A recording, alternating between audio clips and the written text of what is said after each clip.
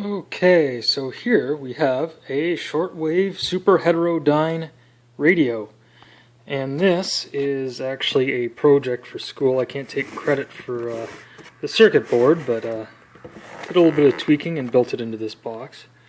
So it is built on that little chip you see in there, and that is a TDA 1572 by Philips. And usually the hobby radios don't use super heterodynes, but this chip's meant for AM radio, and it's just bumped down a little bit for some international shortwave. This thing is tuned to run between 9 and 12 megahertz. And usually in hobby radios you see RTF circuits, and that's where you see just the tank, where it's the capacitor and an inductor, and usually the capacitor is variable, and then some transistors after that. So this gives you a little bit of easier work on it. So it brings it down to an intermediate frequency to work on the signal, so it's a little bit more efficient. This chip, the data sheet says 1987, so it's probably a little older than that, and it's used for car radios and handhelds, receivers. I can't get much good light in there, but you can see in there there's 3 toroids, which we all had to hand wind. I hooked it up to this speaker that I found at a bargain store, and it works pretty good for what I need. And there are 3 knobs on there.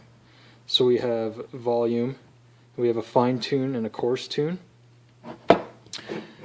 And yeah, that's all the controls. To power it, I've simply just popped a hole in the back. I didn't put a cord on it or anything, but just a little wall wart I salvaged from something. It's 9 volts. Inside of this thing there's a 7805 voltage regulator. So it's doing a little bit of work down there at 5 volts, and I guess just marred it on there. The cigar box, the knobs are just these are just potentiometers, and knobs came from eBay. I attached a banana plug so I could attach an antenna. So what we are going to do is we're going to pick up radio stations from halfway around the world. So what I've done is, there's my cat. What I've done is, this is a chunk of clothesline material, and there's a steel core in it. So what I did is I went outside and I attached it to my clothesline and I strung it out so I have a nice straight line. You can't really see it, but it's really dark out right now. It's almost 11 o'clock. So the reason why I'm doing this now is during the day the atmospheric conditions are not good for radio. At night we can actually bounce these off the upper atmosphere and pick up the signals. So it's not going to be super clear, but we're going to listen to some stuff from China and maybe somewhere else. So anyway, shout out to Louis Martinez cigars. These are great. Nice little cigar. They're a medium body. If you put them in your humidor for a year, they actually pick up a lot. And good flavor. They're nice to sit out on the porch if you're having a glass of red wine or something. But yeah, anyway, worked out as a good little project box. So I'll give a little bit of volume here.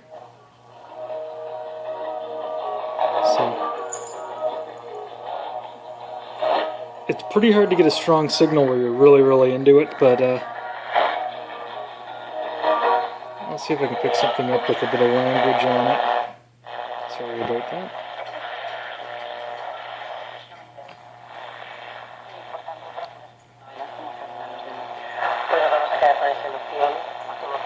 Sometimes during the day you can pick up some of the southern states, if you're lucky. I don't think there's any transmissions in the 9 to 12 megahertz happening in Canada. Preachers and stuff use it a little bit. Oh, there's a good one.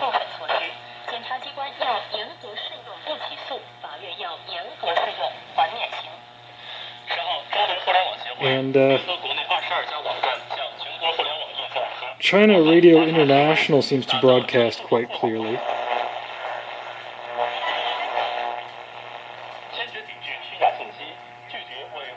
That's it there. So you can see on the coarse knob how touchy that is. And you can hear it. I'm picking up a little bit of maybe co-channel or adjacent channel interference. And if you actually wait until 11 o'clock Eastern, China Radio International starts broadcasting in English. So you can hear China news in English.